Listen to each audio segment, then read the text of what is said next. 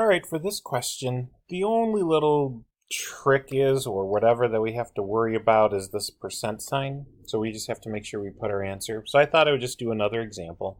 All right, so let's get the crucial information.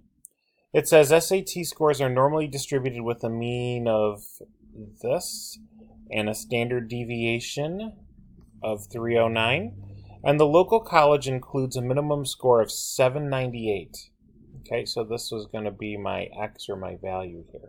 And its admission requirements. So what percent of the students from this school earn scores that fail to satisfy this admission requirement? So in other words, X is less than 798. All right, and it says accurate to one decimal place. So let's do this on the normal curve calculator here to my right. All right, so this is a pretty straightforward one. I just got to put in the mean. That's a pretty high mean for an SAT score, unless they're using all three, with a standard deviation of 309. So I suspect that's all three scores. And they want to know below. So do you see how this is like less than over here? So you see this right there? That would tell me I want everything shaded below. All right, and I got to type in my number. The number that we're checking is 798. Okay. And you can see in the area, here's the center, 1,540.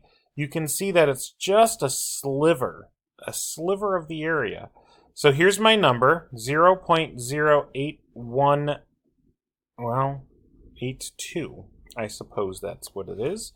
So here's my numbers, 0.008. Now, they want me to round to one decimal place. Let me include this. I want to do times 100. So this is going to equal 0.82%. But they only want one decimal place. So the answer I have to put in is 0.8%.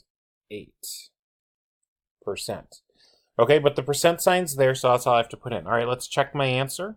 I'm going to go to my website here. Let's hope this works. So not many students were rejected. All right, and that's my answer.